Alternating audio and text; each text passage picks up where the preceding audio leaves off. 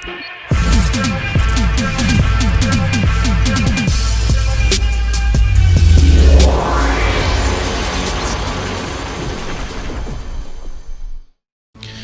if events went differently? What if the Guardians of the Galaxy intervened during Order 66 in the Star Wars universe?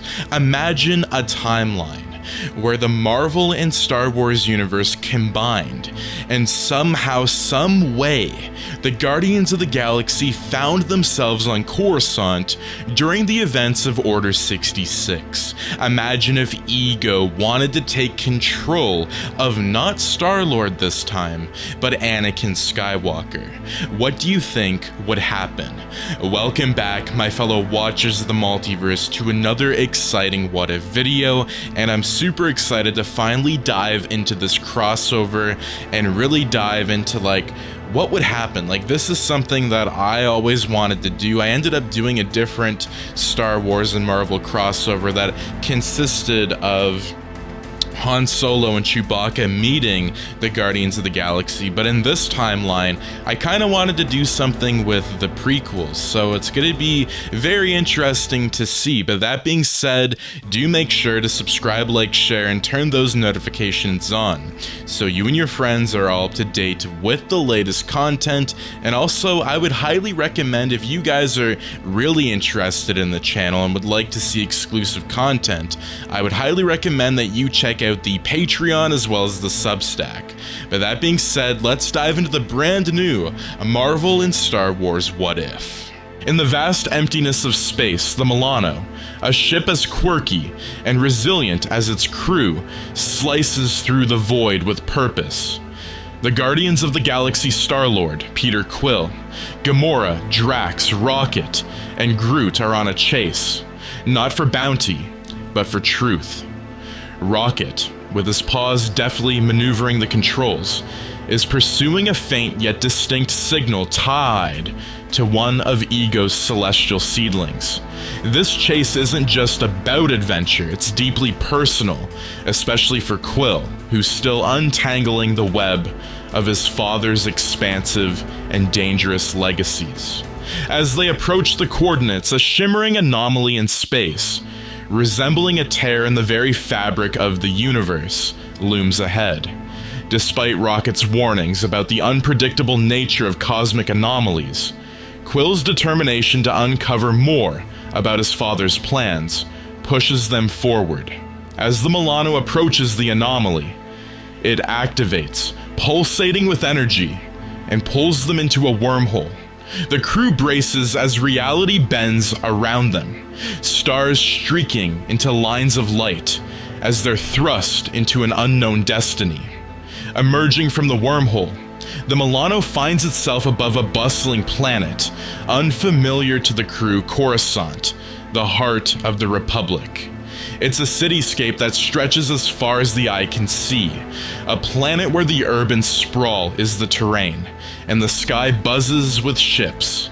Unbeknownst to the Guardians, they've arrived at a critical juncture in this galaxy's history, just hours before the execution of Order 66. Using the Milano's scanners, they detect an energy signature identical to Ego's seedlings, emanating from the planet's surface. This isn't a coincidence, it's a calculated part of Ego's sinister plan, the expansion. But there's a spike in the energy readings, signaling that the process is nearing a critical phase. While attempting to establish communications with the planet to learn more about their location, the Guardians intercept a transmission that wasn't meant for their ears. It's a secretive and highly secure dialogue between Emperor Palpatine and a mysterious figure, Ego. The discussion reveals chilling details. Ego speaks of leveraging the chaos of an impending Order 66 as a smokescreen for transporting a new candidate with immense potential to Mustafar. This candidate, Anakin Skywalker, is central to Ego's plans, intended to be a more powerful catalyst for his seedling than Quill ever was. The revelation strikes a chord with each of the Guardians. Gamora and Drax, both survivors of tyrannical oppressions in their own past, feel a kinship with the Jedi, sensing a similar plight. Rocket, ever the pragmatist, voices concerns about the risks of engaging in a conflict that's not theirs to fight. However, Quill sees a reflection of his own tumultuous journey in Anakin's manipulation by greater powers, driven by a need to amend the sins of his father, and perhaps find redemption for both of them. Quill convinces the team to intervene. As they prepare to land on Coruscant, the Guardians gear up. Quill, donning his helmet, takes a moment to glance at a faded photograph of his mother and Ego. The weight of his heritage, both human and celestial, bears down on him as he contemplates the role he has to play in this unfolding drama. They split their objectives. Quill and Gamora will track down Anakin to prevent his fall into Ego's clutches, while Rocket, Groot, and Drax head to the Jedi Temple to aid in its defense and hopefully gather more information about Ego's overarching plans. Rocket, Groot, and Drax approach the Jedi Temple just as the first signs of betrayal become apparent. Clones, once loyal protectors of the Jedi, turn on their commanders with systematic coldness. The Guardians dive into the fray, their arrival unnoticed by the warring factions, ready to alter the course of this battle. High above, in the darkened spires of the Senate building, a shadowy figure observes the chaos below. Emperor Palpatine. His sinister gaze fixates on the new variables in his grand plan. The Guardians, whose presence might just unravel his carefully woven tapestry of deception. Quill and Gamora aboard the Milano, speeding towards Mustafar. The planet with its rivers of lava and smoky skies is a stark contrast to the bustling metropolis of Coruscant. They're racing against time, aware that every moment brings Anakin closer to a fate that could ripple through the cosmos. The tension aboard the ship is palpable. Both are acutely aware that they're not just going to a planet, they're heading into a confrontation with destiny. Upon landing, Quill and Gamora witness the arrival of Anakin, whose aura of conflict and turmoil is nearly tangible. As they stealthily follow him into the heart of a separatist stronghold, they see him begin his grim task under Palpatine's orders. But there is an unexpected presence. Ego, disguised as a local, begins weaving his influence around Anakin, subtly initiating the process to harness his Force abilities. Unseen by Ego, Quill and Gamora realize the urgent need to intervene. But before they can act, they're spotted by clone troopers, leading to a desperate skirmish. This fight showcases Gamora's lethal skills and Quill's cunning use of gadgets. They manage to evade capture, but the delay costs them precious time. Meanwhile, back on Coruscant, Rocket, Groot, and Drax are deeply entrenched in the chaos at the Jedi Temple. With the clones turning on their Jedi generals, the trio provides crucial aid. Drax, in his straightforward manner, becomes a frontline warrior, while Rocket provides tactical support with his array of weapons. Groot, with his gentle giant nature, helps evacuate younglings and injured Jedi. During a brief lull in the fighting, they encounter a small group of Jedi led by a wise and battle-hardened master who shares a deeper understanding of the Force. The Jedi are initially wary but come to see the Guardians as allies. From these Jedi, Rocket extracts critical information. Palpatine's plan not only includes the eradication of the Jedi, but also the exploitation of celestial powers for authoritarian control. Back on Mustafar, Quill and Gamora finally confront Anakin, just as he succumbs to Ego's manipulations. Ego reveals himself, expressing a twisted fatherly pride in Quill's arrival. He attempts to sway Quill to his side, offering him a place in his new order. Quill, torn by his lineage and the memories of his mother's love, rejects Ego, leading to a tense standoff. Anakin, now more machine than man in spirit, becomes an unwilling pawn between the opposing celestial forces. Gamora tries to reach out to him, seeing in his fall parallels to her own past under Thanos. Their interaction is brief yet poignant, highlighting themes of lost innocence and the lure of power. As Ego begins to draw on Anakin's power, activating the seedling hidden deep within the planet's fiery caves, Quill and Gamora make a daring move to disrupt the process.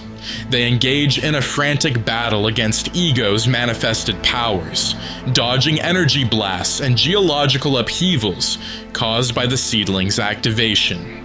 The climax of this act is a dramatic confrontation, where Quill uses his celestial heritage to interfere with the seedling's energy flow. Gamora, with her exceptional combat abilities, holds off the increasingly unstable Anakin, who is conflicted by the residual pull of the light side of the Force. The act ends with the seedling temporarily neutralized, Ego retreating with wounds both physical and to his pride, and Anakin left questioning his choices amidst the smoldering ruins of Mustafar. Quill and Gamora, exhausted but resolute, realize the battle is far from over. They must now return to Coruscant to unite with Rocket, Groot, and Drax, and prepare for the final stand against a galaxy-wide threat. As the Milano lifts off from Mustafar, the scene shifts back to Coruscant, where Rocket, Groot, and Drax are rallying the remaining Jedi for an impending counterattack. The Guardians have become more than just intergalactic adventurers. They are now defenders of a galaxy far, far away. As the Milano cuts through the cosmos from Mustafar back to Coruscant, Quill and Gamora strategize with their teammates via comlink. The urgency is palpable. They have halted Ego temporarily, but the true battle to save not just a galaxy, but potentially all realities from the celestial domination is still ahead.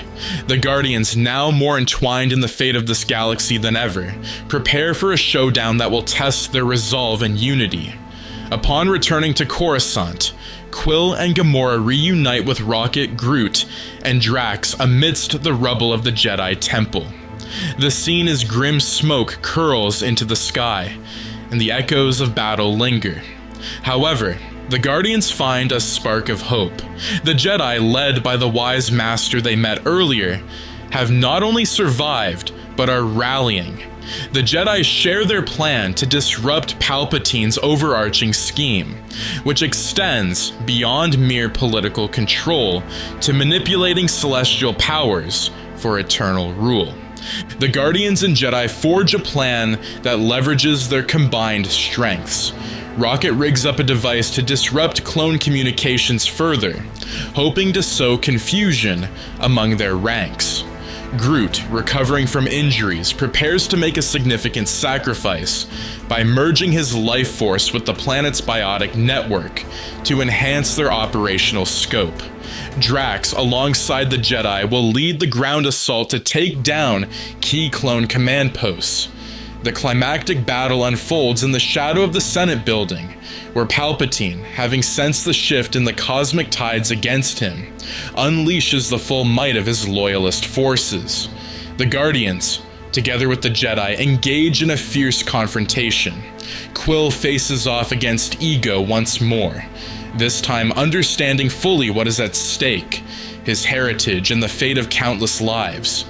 As the battle rages, Quill taps into his celestial abilities in ways he never has before. Guided by the Jedi's understanding of the Force, this synergy allows him to counteract Ego's attempts to restart the seedling's activation process. Meanwhile, Gamora and Anakin, who has been swayed by Gamora's earlier words and now fights to redeem his faltering legacy, confront Palpatine together. In a dramatic sequence, Palpatine and Ego, both embodiments of manipulation and hunger for power, find themselves outmatched by the unified front of the Guardians and the Jedi. Palpatine falls to the combined might of Anakin and Gamora, his vision of a controlled galaxy crumbling, ego weakened by Quill's resistance, and the disruption of his plans is ultimately contained by a sacrificial act from Groot, who uses his connection to Coruscant's life network to imprison Ego's essence beneath the planet's surface. With the battle won, the aftermath is bittersweet. The galaxy is safe, but at great cost. Groot's sacrifice is deeply felt by all, especially Rocket, who vows to remember his friend's heroism. Anakin, now redeemed but carrying the weight of his actions, decides to exile himself, seeking peace and a way to atone for his misdeeds under the guidance of the remaining Jedi. The Guardians, changed by their experiences, prepare to leave Coruscant. Before they depart, the Jedi Master thanks them, noting that their arrival was perhaps guided by the Force itself. Quill, looking back at the planet, feels a mixture of pride and sorrow, knowing that while they have saved this galaxy, the universe remains an ever-complex and challenging frontier. As the Milano leaves the orbit of Coruscant, the Guardians reflect on their journey. They have not only prevented a cosmic calamity, but have also grown closer, their bonds strengthened by the trials they face together. The galaxy behind them is no longer just a place they pass through. It's a part of their legacy. Quill, looking out into the stars, knows that wherever they go, the Guardians will carry the lessons of this battle in their hearts, ready for whatever the universe throws at them next. And that is going to be it for What If the Guardians of the Galaxy intervened during Order 66. Now, what did you guys think of this fan fiction video, and what other crossovers would you like to see next? Do let me know in the comments down below, and if you guys do enjoy these videos, do make sure to subscribe, like, share, and turn those notifications on so you and your friends are all up to date with the latest content. But thank you guys so much for tuning in to these videos. Like, it's been really crazy. We've been doing tons of different fan fictions, and I'm so glad that you guys are enjoying them. But thank you guys so much, and I will see you in the brand new episode. Thank you so much for tuning in, and have a wonderful day. Peace out.